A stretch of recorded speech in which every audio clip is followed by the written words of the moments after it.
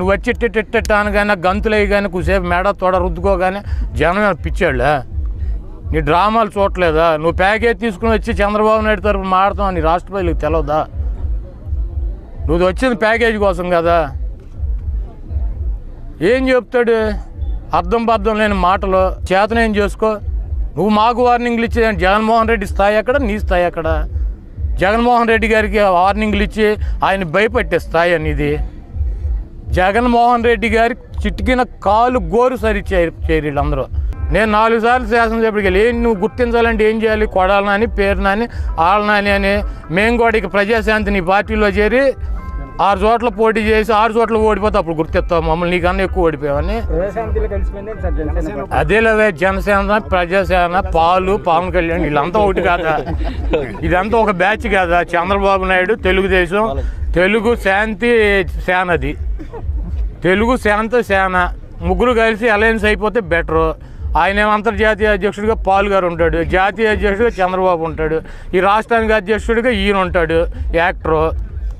ఈ ప్యాకేజీలు గొడవ ఎంత అంటే అసలు చంద్రబాబు కోసం మేము చంద్రబాబుని విమర్శిస్తే ఆయన్ని రక్షించడానికి అసలు మేఘాల మీద యుద్ధ విమానంలో వచ్చినట్టు వచ్చేసాడు. ఏంది బొంగ? నువ్వు తిరిగితే ఏంది, తిరగపోతే అంటే మేము కొత్తగా రాజకీయాల్లోకి వచ్చామా? 2 చోట్ల ఓడిపోయింది ప్రజాశాంతి పార్టీ అధ్యక్షుడు. ఓడిపోయి వాళ్ళు వచ్చి ఏదేదో చెప్తాడు.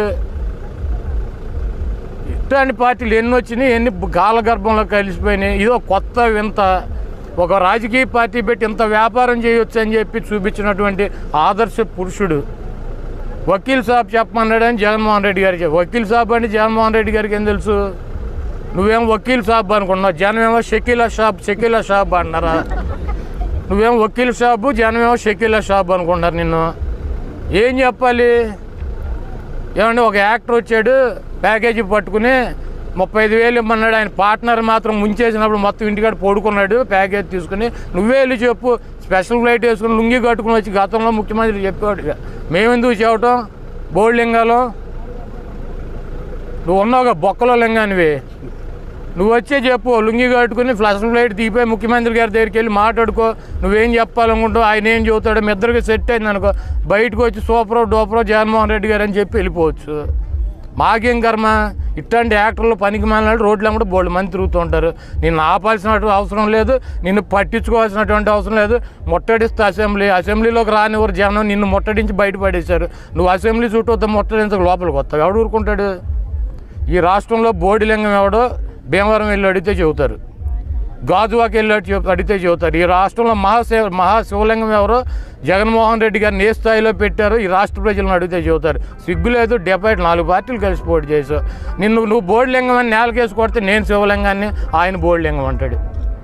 నేనేమి ఎవరి దగ్గర ప్యాకేజీలు తీసుకుని నోటికి వచ్చింది మాడతాం, ఎవడో డబ్బులు ఇస్తే ఆ డబ్బులు పట్టుకొచ్చి పిచ్చగా మాడతాం, అటువంటి కార్యక్రమాలు చెయ్యం. నోరు అదుపులో పెట్టుకోవాలని మాకు చెప్పడం కాదు, నువ్వు పెట్టుకో అదుపులో. నాకు భయం లేదు. మేమన్నా భయపడుతున్నావా? నిన్ను ఎవడో భయపడమన్నాడు? జగన్మోహన్ రెడ్డి గారికి మేము భయపడమన్నావా? నాకు సిమెంట్ ఫ్యాక్టరీలు లేవు, పాల ఫ్యాక్టరీలు లేవు, నేను సినిమాలు చేస్తాను, నాకు జీవనోపాధి. నాకు సినిమాలు మానేయమని చెప్పినాడు ఎవడు? ఈ రాష్ట్రంలో ఎవడన్నా వచ్చి నీ దగ్గరికి వచ్చి సినిమాలు మానేయండి మీరు అని అడిగారా? నువ్వే చెప్పావు నేను రాజకీయాల్లోకి వచ్చాను సినిమాలు మానేశానని. నువ్వే కదా చెప్పింది. ఎవడో అడిగాడు నేను సినిమాలు మానేయమని? నేను సినిమాలు మానేయమని ఎవడో చెప్పలా, నువ్వే చెప్పావు. మళ్ళీ జగన్మోహన్ రెడ్డి గారు ముఖ్యమంత్రి అయ్యి బ్రహ్మాండంగా ఈ రాష్ట్రాన్ని పరిపాలిస్తే నేను రాజకీయాల్లో లేదు సినిమాలు చేసుకుంటానని నువ్వే చెప్పావు. నువ్వు సినిమాలు చేసుకుంటే మాకేంటి, సినిమాలు చేసుకోకపోతే మాకేంటి, నువ్వేం వదిలేస్తే మాకేంటి, ఎవరిని వదలకపోతే మాకేంటి? నువ్వు ఒక యాక్టర్ కానీ ఇప్పటికీ మేము గుర్తిస్తున్నాం. నువ్వు ఒక యాక్టర్వే, నువ్వు సినిమాలు చేసుకో లేదా మానేసుకో. నువ్వే కదా చెప్పింది సినిమా చేస్తానని చెప్పింది నువ్వే, సినిమా మానేశానని చెప్పింది నువ్వు. ఎందుకు పనికి మాలిన మాటలు? ఏదో ప్యాకేజీ వచ్చినట్టు ఉంది.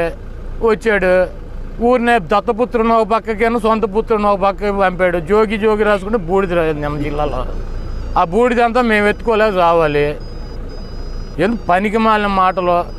శివలింగాలు అంటాడు, బోడి లింగాలు అంటాడు, కోడి అంటే ఏదో చెబుతున్నాడు. అంటే ఆయనకి హిందూ మతం అంటాడు. ఇక్కడ అయిపోయినాక రాత్రి వెళ్ళి స్వామీజీ దగ్గరికి వెళ్ళి కాళ్ళ మీద పడ్డాడు. 3 లింగాల్లో ఒక బోడి లింగం. అంటే లింగం అంటే ఏంటి? శివలింగాలు. బోడి లింగం అంట దాన్ని. ఆయన బోడిలింగం అంటాడు. మేము అంత నీచంగా శివలింగాలని బోడిలింగాలు బొక్కలింగాలని నేను మాట్లాడలేను. ఎందుకంటే మాకు మతాలంటే హిందూ మతమైనా క్రైస్తవ మతమైనా ముస్లిం అయినా ఏదైనా ఉంది. రాజకీయాల కోసం రాజకీయ వైశ్యలాగా శివలింగాలు ఎవరో బోడిలింగాలు ఎవరో ఈ రాష్ట్ర ప్రజలు నిర్ణయించారు. ఈ రాష్ట్రంలో శివలింగం జగన్మోహన్ రెడ్డి గారు కాబట్టి జగన్మోహన్ రెడ్డి గారిని అక్కడ కూర్చోబెట్టారు. నువ్వు బోడిలింగానివి కాబట్టి 2 చోట్ల వాడుకొట్టి నేను ఇంటికాడ కూర్చోబెట్టారు. అయినా సిగ్గు లేకుండా నేనే శివలింగాన్ని మీరు బోడిలింగాలు అన్నారనుకో, ఇంకా మైండ్ చెడిపోయినటువంటి ప్రజాశాంతి పార్టీ అధ్యక్షుడికి మైండ్ చెడిపోయింది అనుకుంటారు. అంటే ఆయన ఎట్టో ఒకటి రక్షించాలి బాబు గారిని. మనకు లేకపోతే ప్యాకేజీలు రావు కాబట్టి నేనే పోటీ చేస్తాను అక్కడ ఎవడో ఒకరిని పెట్టి గాలికి వదిలేస్తాడు. ఆ డిపాజిట్లు పోతే తెలుగుదేశం పార్టీ సేఫ్గా ఉంటుంది. నువ్వు తెలుగుదేశం పార్టీని రక్షించడానికి కాకపోతే జనసేన తిరుపతిలో పోటీ చేసి బీజేపీని కాదని ఈ బీజేపీ వాళ్ళకి తెలియదా? నీ డ్రామాలు, నీ నాటకాలు. మాయావతితో ఎందుకు అలయన్స్ అంటే ఎస్సీ ఓటింగ్ చీల్చేస్తుంది ఏనుగు గుర్తు మాయావతి గారు. అప్పుడు జగన్మోహన్ రెడ్డి గారు ఓడిపోతాడు. సిపిఎంతో ఎందుకు పొత్తు? యాంటీ ఎస్టాబ్లిష్మెంట్ ఓటు చీలిపోద్ది, చంద్రబాబు నాయుడు ముఖ్యమంత్రి. ఎవడికి తెలియదండి ఈ నాటకాలు, ఈ డ్రామా. నీ యాక్షన్ సినిమాలు చేసుకో, బ్రహ్మాండంగా పైకి వస్తావు, 4 డబ్బులు వస్తాయి. నువ్వు రోడ్ల మీదకి వచ్చేస్తే నా బోటాలతో తిట్లు తింటావు, అంతకన్నా ఏం వచ్చేది ఏమన్నది. Please subscribe .news.